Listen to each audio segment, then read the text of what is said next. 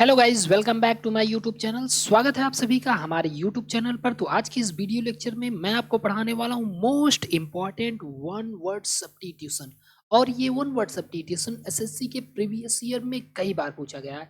और इस वीडियो में हम करेंगे इसका प्रैक्टिस एमसीक्यू, जो कि SSC CGL, CHSL, MTS, CPO, GD हर प्रकार की उस परीक्षा के लिए इंपॉर्टेंट होने वाला है जिसमें इंग्लिश आती है। बाकी ये इस वीडियो का सेट नंबर 8 होने वाला है। अगर आपको इसका पीडीएफ लेना है तो आप हमारे इस टेलीग्राम चैनल से जुड़ जाएगा। तो चलिए बिना टाइम वेस्ट किए वीडियो की शुरुआत करते हैं।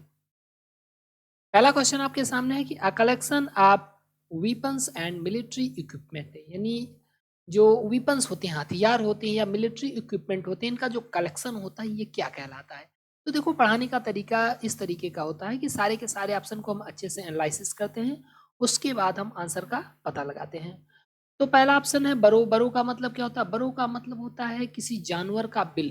बरो का मतलब क्या होता है? बरो का मतलब होता है किसी जानवर का बिल। और क्रीच मतलब क्या होता है? क्रीच का मतलब एक ऐसा स्थान जहां पर बच्चों की सर्व की जाती है, यानी जहां पर बच्चों बालगृह कह सकते हैं ना। क्रीच का मतलब क्या कर सकते हैं? बालगृह। और केज का मतलब क्या होता है? केज का मतलब होता है गुप्त भंडार, यानी जहां पर किसी चीज को सेक्रेटली रखा जाता है। और आर्सेनल का मतलब क्या होता है? आर्सेनल का मतलब होता है शस्त्रागार, यानी जहां पर मिलिट्री वेपन्स को रखा जाता है, हथियारों को रखा जाता है, गोला बारूद को रखा जाता है, उसको आर्सेनल बोलते हैं। तो ऑप्शन नंबर डी जो हमारा करेक्ट आंसर हो जाएगा, आर्सेनल। अगला क्वेश्चन है a person a disease which affect large population at the same time, यानी एक ऐसी डिसीज जो अफेक्ट करती है, प्रभावित करती है लार्ज पॉपुलेशन, एक बड़ी पॉपुलेशन को एट द सेम टाइम, एक ही समय पर, उसको क्या बोलेंगे? तो इंडेमिक का मतलब क्या होता है? इंडेमिक का मतलब होता है कोई बीमारी जो स्थानीय रूप में फैलती है, मतलब बहुत कम एरिया में फैलती है, उसको इंडेमिक बोलते हैं, स्थानीय बोलते हैं। और कंटाजियस का मतलब क्या होता है? कंटाजियस का मतलब होता है संक्रमण, यानी a disease which spread by touching, यानी जो टच करने से, छूने से, स्पर्श करने से फैलती है, उसको हम कंटाजियस बोलते हैं। और इपिडेमिक का मतलब होता है क्या? इपिडेमिक का मतलब होता है महामारी, एक ऐसी बीमारी जो बहुत बड़े एरिया को प्रभावित कर दे, जैसे कोरोना। कोरोना क्या था? पूरी दुनिया भर में फैला हुआ था, तो इसको इपिडेमिक बोलते हैं।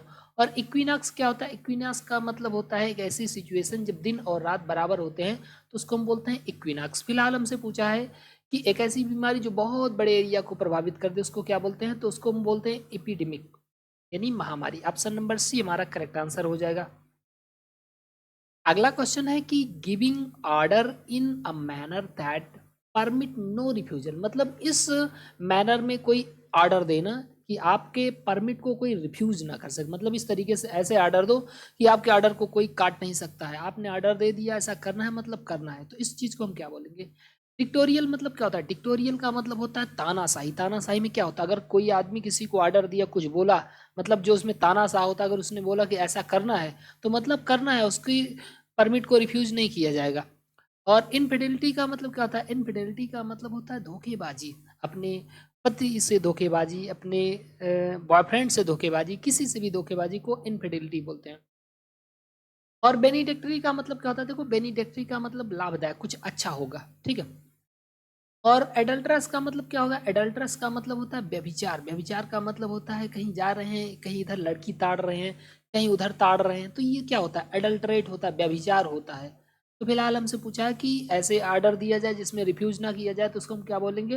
विक्टोरियल बोलेंगे, नहीं तानाशाही बोलेंगे। ऑप्शन नंबर ए जो हमारा करेक्ट आंसर हो जाएगा। अगला क्वेश्चन है a person who confirm to accept behaviour or establish practice, यानी एक ऐसा आदमी जो कन्फर्म करता है। कन्फर्म का मतलब देखो, कन्फर्म दो तरीके का होता है। एक कन्फर्म का मतलब होता है स्वीकार करना, और दूसरा कन्फर्म का मतलब होता है आज्ञा को मानने वाला, आज्ञाकारी। तो जो किसी बिहेवियर या एस्टेब्लिश प्रैक्टिस को कन्फर्म करता है, स्वीकार करता है, कन्फर्म करता है, उसको क्या बोलेंगे? तो देखो, क्वेश्चन देखते ही आंसर का आप पता लगा सकते हैं। जो कन्फर्म करता है क्या कहलाएगा? कन्फर्मिस्ट कहलाएगा ना, आज्ञाकारी। ऑप्शन नंबर ए हमारा करेक्ट आंसर हो जाएगा फिलहाल। और सोशलिस्ट मतलब क्या होता है? सोशलिस्ट मतलब होता है समाजवादी, जो समाज में सबके लिए बराबर चीजों को सोचता है, उसको सोशलिस्ट बोलते हैं। साइकोलॉजिस्ट मतलब क्या होता है? साइकोलॉजिस्ट का मतलब होता है मनोवैज्ञानिक, जो मस्तिष्क का अध्ययन करते हैं, वो साइकोलॉजिस्ट कहलाते हैं। और रिबिलिस्ट का मतलब क्या होगा? ये रिबिलियन से बना हुआ, यानी विद्रोह करने वाला, विद्रोही कहलाएगा। अगला क्वेश्चन है lasting for very short period of time, यानी कोई ऐसी चीज जो बहुत कम समय तक के लिए लास्ट होती है। लास्ट का मतलब होता है अस्थायी होना, यानी जो बहुत कम समय तक के लिए अस्थायी होती है उसको हम क्या बोलते हैं। परमानेंट मतलब तो वही होता है कि जो बहुत लंबे समय तक चलती है, एकदम कंटिन्यू चलती जाएगी। इफिमेरल का मतलब क्या होता है, इसका मतलब होता है क्षणिक, यानी जो बहुत कम समय तक चलता है। और सीजलेस का मतलब क्या हो जाएगा, देखो एक होता है सीज, सीज मतलब होता है कि किसी चीज को जब्त कर देना, और सीजलेस मतलब निर्बाध रूप से कोई चीज चल रही है, तो सीजलेस। और पंगेंट का मतलब क्या होगा, पंगेंट का मतलब हो जाएगा कोई बहुत मतलब तीखा टाइप का पंगेंट। फिलहाल पूछा है कि बहुत जो कम समय तक के लिए चलता है उसको क्या बोलेंगे, उसको बोलेंगे इफिमेरल। ऑप्शन नंबर बी हमारा करेक्ट आंसर हो जाएगा। अगला क्वेश्चन है a person who has a prejudice believe in the superiority of their own gender group or kind of other, यानी एक ऐसा पर्सन जो प्रिजुडाइज्ड है। प्रिजुडाइज्ड का मतलब होता है पूर्वाग्रह से पीड़ित होना। जो इस पूर्वाग्रह से पीड़ित है कि उसकी जो उसकी मतलब उसका जो जेंडर है, उसका जो ग्रुप है, या उसी की हर चीज़ जो है वो सुपीरियर है, सिर्फ अपने ही बारे में सोचता है। मतलब कि वो मानता है कि उसका जेंडर, उसका जो ग्रुप है वही सबसे सुपीरियर है, उसको हम क्या बोलेंगे। तो कौनेसर का मतलब क्या होता है, कौनेसर का मतलब होता है पारखी, यानी कि वो संगीत में पारखी होगा, खाद्य कला में पारखी होगा, हर चीज में वो क्या होता है, बहुत पारंगत होगा, एक्सपर्ट होगा, उसको कौनेसर बोलते हैं। चौबनिस्ट का मतलब क्या होता है, चौबनिस्ट का मतलब होता है कि जो व्यक्ति अपने जेंडर के बारे में ही स्पेशली, इसको हम जाति भेदी कह सकते हैं, जाति भेदी, यानी जो अपने जेंडर ग्रुप या अपने ही बारे में जो होता है वो मानता है कि वही चीज़ सुपीरियर है, उसको चौबनिस्ट बोलते हैं। और चारलाटन मतलब क्या होता है, देखो इस तो बहुत आसान सा शब्द है, इसको याद कर लो। चार लात, चार लात मारेंगे किसको, ढोंगी आदमी को, तो चारलाटन मतलब ढोंगी होता है, यानी एक ऐसा पर्सन जो वो है नहीं लेकिन वो दिखा रहा है कि वो है। और सैनिक का मतलब निंदक होता है, आप जानते हैं। फिलहाल हमारा आंसर क्या हो जाएगा, चाउगनिस्ट हो जाएगा, ऑप्शन नंबर बी। अगला क्वेश्चन है कि one who is centre of attraction, यानी एक ऐसा पर्सन जो अट्रैक्शन का केंद्र होता है, यानी आकर्षक का केंद्र होता है, उसको हम क्या बोलते हैं। तो कॉमिसर का मतलब क्या होता है, कॉमिसर का मतलब होता है किसी चीज की संधि, जोड़, जहां पर टू पॉइंट मीट होते हैं उसको हम कॉमिसर बोलते हैं। और साइनोसोर का मतलब क्या होता है, साइनोसोर का मतलब होता है सेंटर ऑफ अट्रैक्शन, यानी जो अट्रैक्शन का केंद्र होता है, आकर्षण का मुख्य बिंदु होता है। अब जैसे आप चले जाओ किसी डिस्ट्रिक्ट में, वहाँ पर एक मेन प्लेस होगा, जैसे मान लेते हैं घंटाघर, तो घंटाघर वहाँ का क्या होगा, साइनोसोर होगा। अब जैसे आप चले जाइए आगरा, तो आगरा में क्या साइनोसोर है, भाई वहाँ का ताजमहल साइनोसोर है। और एक्सपोजर का मतलब क्या होता है, किसी चीज़ को एक्सपोज करना, ठीक है, एक्सपोजर मतलब एक्सपोज करना। और सेंसर मतलब क्या होता है, इसका मतलब होता है निंदा, सेंसर मतलब निंदा होता है, ठीक। सेंसर का दो मीनिंग होता है, एक प्रतिबंध लगाना, एक निंदा। फिलहाल हमसे पूछा है सेंटर ऑफ अट्रैक्शन क्या होगा, तो सेंटर ऑफ अट्रैक्शन जो है वो साइनोसोर होगा, ऑप्शन नंबर बी हमारा करेक्ट आंसर हो जाएगा। अगला क्वेश्चन है a life history of a person who written by himself, यानी एक व्यक्ति के जीवन का इतिहास जो उसके खुद के द्वारा लिखा गया है, उसको क्या बोलेंगे। तो स्टोरी का मतलब एक सामान्य सी कहानी होती है। ऑटोबायोग्राफी का मतलब होता है किसी व्यक्ति के जीवन की कहानी जो उसके खुद के द्वारा लिखी गई, उसको ऑटोबायोग्राफी कहते हैं, ठीक है। और इपिक का मतलब क्या होता है, इपिक का मतलब होता है बहुत बड़ा मतलब बहुत बड़ी कहानी, एक महाकाव्य बोलते हैं इसको इपिक। और बायोग्राफी का मतलब क्या होता है, बायोग्राफी का मतलब होता है किसी व्यक्ति के जीवन की कहानी लेकिन किसी और के द्वारा लिखी गई। फिलहाल इसमें पूछा है कि life history of a person who written by himself, जो खुद के द्वारा लिखी गई, तो जो खुद के द्वारा लिखी गई उसको ऑटोबायोग्राफी बोलते हैं। ऑप्शन नंबर बी जो हमारा करेक्ट आंसर हो जाएगा। अगला क्वेश्चन है a person who is both is her hand easily, यानी एक ऐसा पर्सन जो अपने दोनों हाथों को यूज कर सकता है, कहने का मतलब ये है, उसको हम क्या बोलेंगे। तो देखो लेफ्ट का मतलब बायां, यहाँ पर दाया बायां हाथ से मतलब ही नहीं है, लेफ्ट राइट, ये तो लिखना राइटर मतलब लेखक हो जाएगा। और राइट हैंडेड का मतलब होता है राइट हैंड से, यानी राइट हैंड से लिखने वाला। और एम्बीडेक्स्ट्रस का मतलब क्या होता है, एम्बीडेक्स्ट्रस का मतलब होता है उभय हस्त, यानी जो दोनों हाथों से बराबर काम कर सकता है उसको हम एम्बीडेक्स्ट्रस बोलते हैं। ऑप्शन नंबर डी जो हमारा करेक्ट आंसर हो जाएगा। अगला क्वेश्चन है a person number or other figure that looks the same when viewed or rotated upside down, मतलब कोई वर्ड हो, नंबर हो, या कोई फिगर हो, जब उसको रोटेट किया जाता है या उसके दूसरे पहलू से देखा जाता है तो वो बिल्कुल वैसा ही लगता है, उसको हम क्या बोलेंगे? तो ऑप्शन है आपका एनाडिप्लोसिस। एनाडिप्लोसिस का मतलब क्या होता है? एनाडिप्लोसिस का मतलब होता है एक ऐसी फ्रेज जो जहाँ से समाप्त होती है वहीं से शुरू होती है। जैसे जीवन का अंत सफलता नहीं है, सफलता एक रहस्य है, रहस्य ही जीवन है। ऐसे घुमा फिरा कर मतलब जहाँ से खत्म होगा वहीं से अगर शुरू होता है तो उसको हम एनाडिप्लोसिस बोलते हैं। और एम्बीग्राम का मतलब क्या होता है? एम्बीग्राम का मतलब होता है कोई सेम चीज, मतलब चाहे जिधर से घुमा करके देखोगे वो मिलता जुलता रहेगा, उसको एम्बीग्राम बोलते हैं। और एनाग्राम क्या होता है भाई? एनाग्राम का मतलब होता है कि जैसे कोई वर्ड लिखा गया है, अब जैसे सब्स्टिट्यूशन है, इसमें से अगर हम कोई वर्ड 3-4 वर्ड निकाल करके नया वर्ड सब बनाते हैं तो उसको हम एनाग्राम बोलते हैं। और एलिट्रेशन मतलब आप जानते हैं, इसका मतलब होता है अनुप्रास अलंकार। फिलहाल ऑप्शन नंबर बी एम्बीग्राम हमारा आंसर हो जाएगा। अगला क्वेश्चन है the place that person treat as his permanent home और lives in and has a substantial connection with, यानी एक ऐसा आदमी जो ट्रीट करता है इस परमानेंट होम, अपने परमानेंट घर को, और लिव्स या रहता है, एंड सब्सटेंशियल कनेक्शन विद, और वहाँ से उसका कुछ कनेक्शन होता है, उसको क्या बोलेंगे? कहने का मतलब आदमी जहाँ पर रहता है उसके जो सगे संबंधी होते हैं जिससे उसका ताल्लुकात होता है उसको क्या बोलते हैं? तो रिसोर्ट मतलब क्या होता है? देखो रिसोर्ट मतलब होता है हम कह सकते हैं कि जहाँ पर लोग हॉलीडे सेलिब्रेट करने जाते हैं, छुट्टी उट्टी मनाने जाते हैं, उसको रिसोर्ट बोलते हैं। रिसोर्ट गोवा वोवा पर जाएंगे तो रिसोर्ट मिलेगा, ठीक है। और इम्बैंकमेंट का मतलब क्या होता है? इम्बैंकमेंट का मतलब हो जाएगा तटबद्ध, यानी जो तट के किनारे लगा हुआ है उसको, ये देखो बैंक आया हुआ है ना, बैंक का मतलब किनारा से है। और डोमिसाइल मतलब क्या होता है? डोमिसाइल का मतलब होता है निवास। निवास आपने बनवाया होगा है ना, तो डोमिसाइल मतलब निवास होता है, जहाँ पर आदमी रहता है, उसके घर वाले रहते हैं। और ओसिस का मतलब मरुस्थल होता है। तो फिलहाल पूछा है जहाँ पर आदमी रहता है उसको क्या बोलते हैं? उसको डोमिसाइल बोलेंगे ना। ऑप्शन नंबर सी हमारा करेक्ट आंसर हो जाएगा। अगर ये बोलता कि आदमी जहाँ पर अपनी छुट्टी को, हॉलीडे को सेलिब्रेट करने जाता है उसको रिसोर्ट बोलेंगे। अगला क्वेश्चन है a perfect example or brief and witty remark expressing his clever thought briefly, यानी एक perfect example of a brief मतलब एक छोटे से, और बिटी रिमार्क यानी जो बुद्धिमत्ता पूर्वक टिप्पणी किया गया है, ऑफ हिज क्लीवरनेस किसी की चालाकी का या उसके दिमाग के बारे में, जो एक छोटी सी बात बोली गई है और वो बहुत ही मतलब चीज़ों को एकदम परफेक्टली एक्सप्लेन कर दे, उसको क्या बोलेंगे? तो इपीग्राम मतलब क्या होता है? इपीग्राम का मतलब होता है कि जैसे मान लो कोई कोटेशन बोला गया, एक छोटी सी लाइन बोली गई, और छोटी लाइन भले ही थी लेकिन वो एकदम इतनी सटीक बैठी कि आदमी को लगा हाँ ये एकदम परफेक्ट एग्जाम्पल है। तो जब कोई एक पंक्ति बोली जाती है, छोटी सी होती है, और उसको बोलने के बाद जो एकदम बढ़िया मतलब मीनिंग निकलता है उसको इपीग्राम बोलते हैं। और इपिफेनी का मतलब क्या होता है? इपिफेनी का मतलब होता है अकस्मात किसी चीज का ज्ञान हो जाना, जानकारी हो जाना, इपिफेनी कहलाता है। मान लो आप पढ़ लिख नहीं रहे थे, अचानक से आपको लगा नहीं यार अब पढ़ना लिखना चाहिए, तो मतलब एक्सीडेंटल जो आपको नॉलेज होता है उसको हम इपी बोलते हैं। इपिटॉम का मतलब क्या होता है? इपिटॉम का मतलब भी होता है परफेक्ट एग्जाम्पल, यानी किसी चीज का परफेक्ट एग्जाम्पल, लेकिन यहाँ पर ये आंसर नहीं होगा, ठीक है। और इफिमेरम मतलब क्षणिक होता है, अभी आपको मैंने बताया।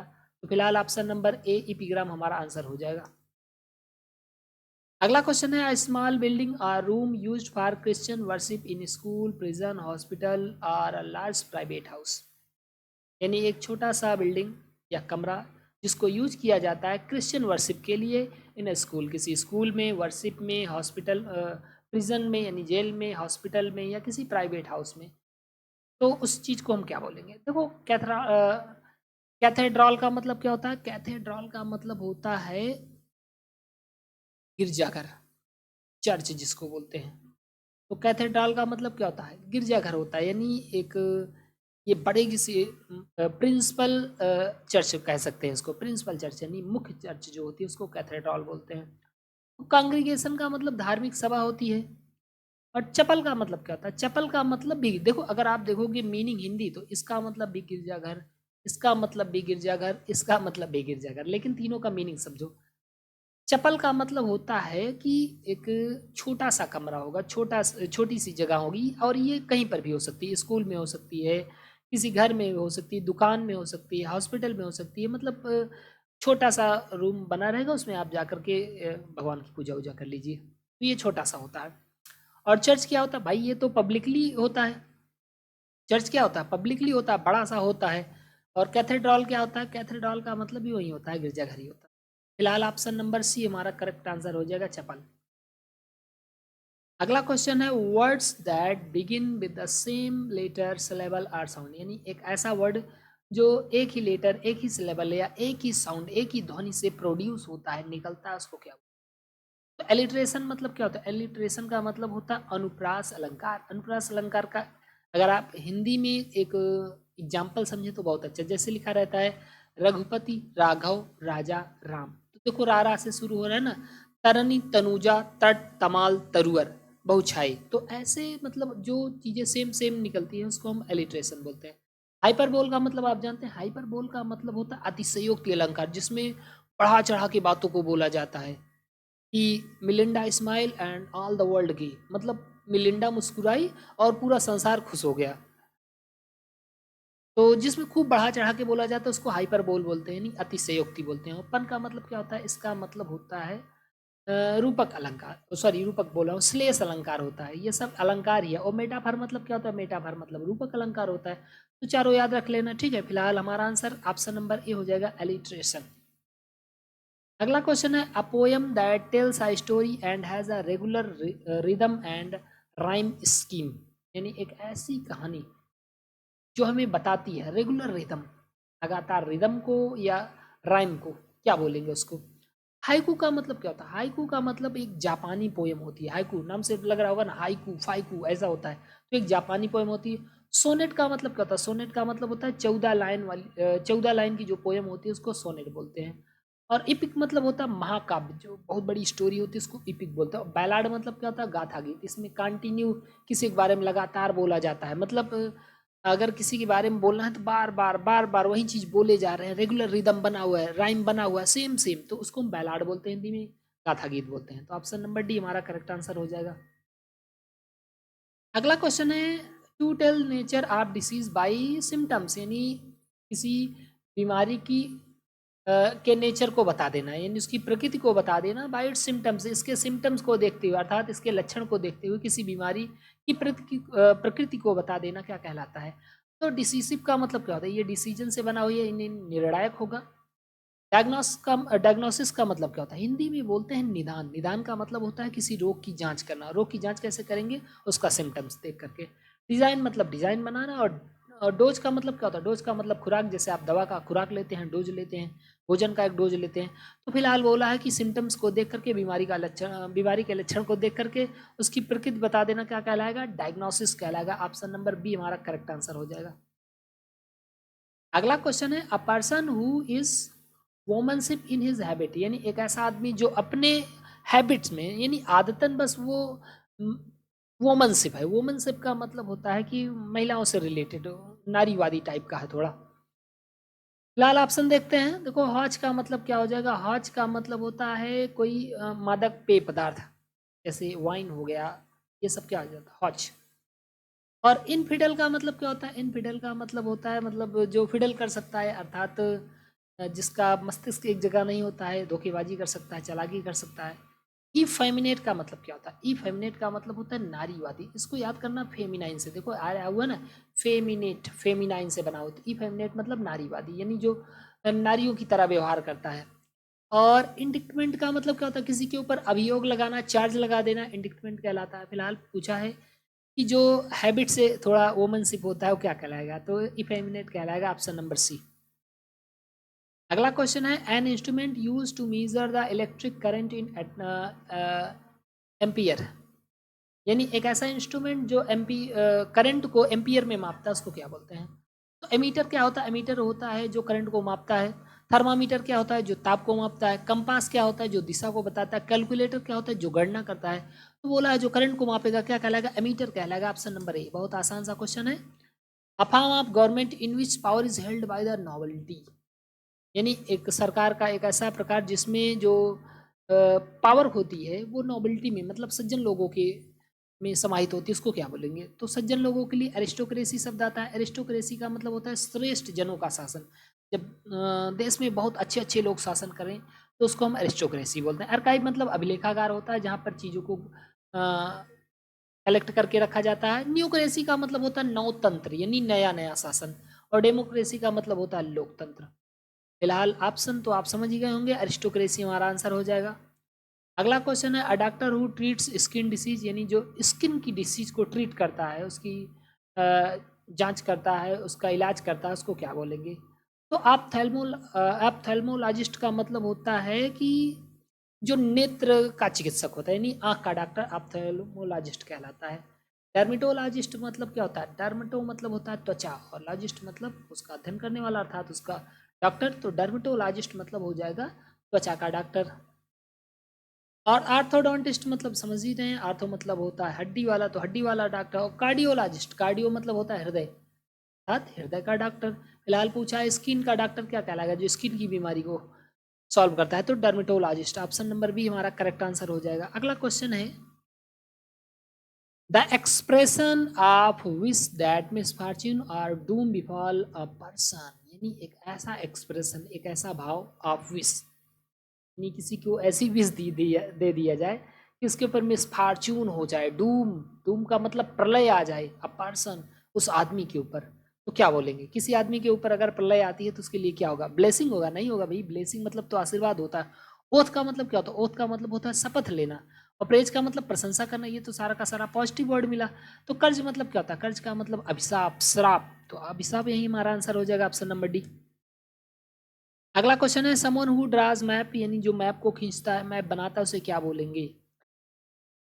तो कैलीग्राफिस्ट, कैलीग्राफिस्ट का मतलब होता है जो सुंदर सुंदर लेख लिखता है, हाथ से बढ़िया बढ़िया लिखता है, उसको कैलीग्राफिस्ट बोलते हैं, सुलेखक।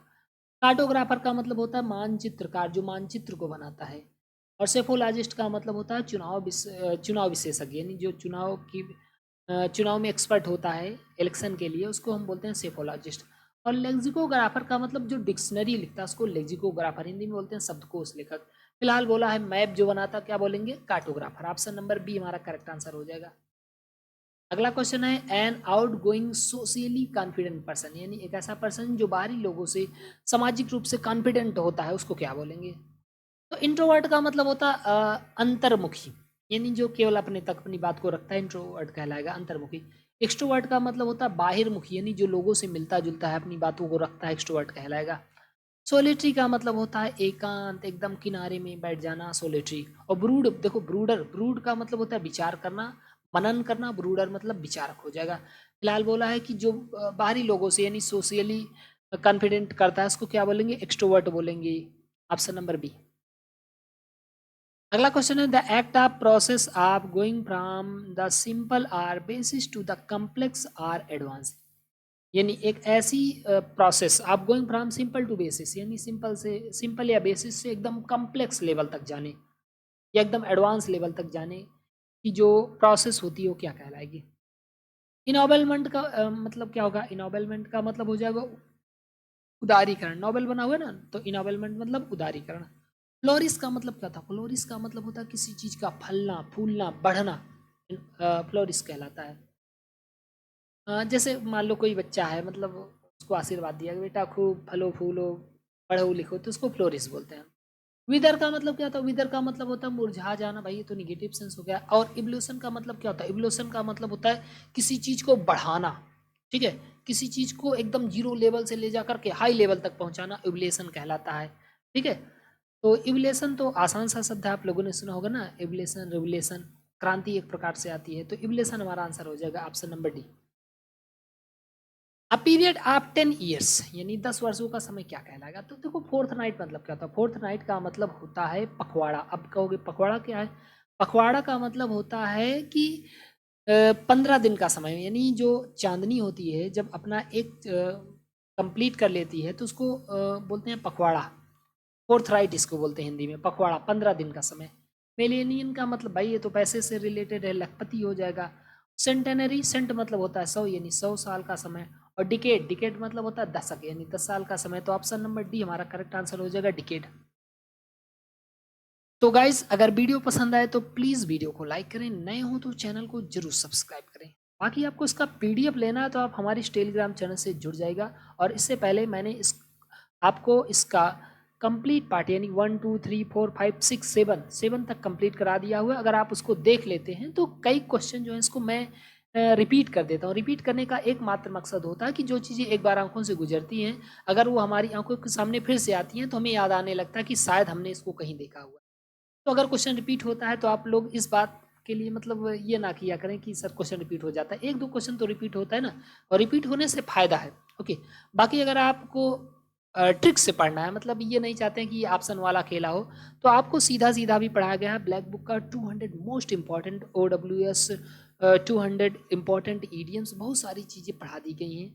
आप चैनल पर जाइए, प्लेलिस्ट चेकआउट कर सकते हैं। तो थैंक यू सो मच। जय हिंद, जय भारत।